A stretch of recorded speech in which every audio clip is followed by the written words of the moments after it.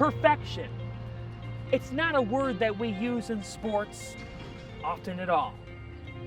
On Friday, April 15, 2016, right here at O&T Carroll Field, that was the word of the night. In baseball, the idea of a perfect game at times can seem impossible, but that became possible right here on that Friday night when a Seton Hall sophomore tossed the first perfect game in program history. On 88 pitches, sophomore Shane McCarthy threw it. He got mobbed on the mound. His family here, with hugs and smiles all around. It was a night that will go down in the record books, one that will never be forgotten. The Pirates beat LIU Brooklyn 10-0. We got a chance to catch up with Shane and his sophomore catcher Mike Alessio. They've been friends for quite a long time, and that friendship has never been better after they achieved perfection together. Throughout those 9 innings, what was your mindset? You know, my mindset always is just take it one pitch at a time. And when something's going so well, like it was that night, it's important to just stick to what you know, and that's really what I try to do every Friday. When did it hit you that you had the potential to throw a perfect game? I think around the 7th inning when no one was talking to me in the dugout, and it was pretty quiet, that's when I thought this could really happen. Mike, you're behind the plate. Just your thought process through all this, and at what point were you thinking, okay, he's got a shot to do this? Yeah, I mean, kind of along the same lines. Shane and I usually communicate a lot throughout the game, and midway towards the end of the game, I was like, I'm just going to leave him alone. He's really in the zone. So it was a really special night. I've been catching Shane for a long time, and I know the best way to just catch him is let him do his thing. Yeah, and tell me about that. You guys have known each other for a long time. How far does that relationship go back?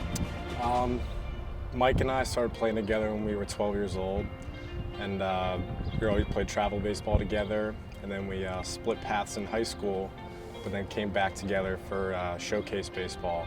We were on the same team, and we both ended up here at Seton Hall.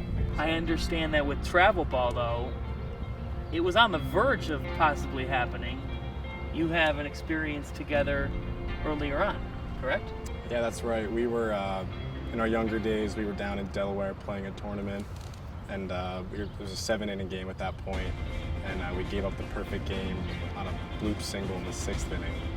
So I was glad that history didn't repeat itself, and we were able to nail it down this time for the Pirates. That mob scene at the mound. You don't see pitchers get mobbed often, but you got that. Had you ever been mobbed like that?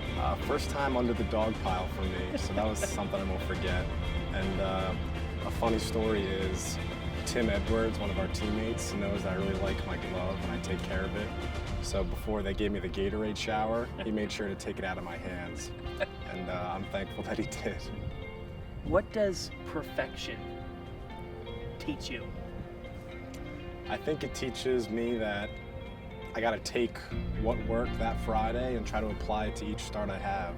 And that's, like I said before, going back to that one pitch at a time, try not to make the moment too big, and just sticking with what I worked with for a long time. That's shown me some success. This season, you guys have been down. It's looked like you've been out of some games. The home series against Villanova comes to mind, where you had 2 walk-offs in 3 games. You completed a sweep of them. And time and again, you were out at Georgetown and you fought back in extra innings to win. What is it about this team this year that has enabled you guys to figure out a way to rally and win?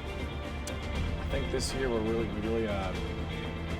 been a part of the theme of the comeback kids, and we really just trying to fight to the last out, and we understand that it takes all 27 outs for us to beat a team or for a team to beat us, and we're just trying to capitalize before those 27 outs come to an end. Because as much as how great the perfect game was, we're looking to win the Big East tournament, and we want to keep moving on to play on regionals and onward.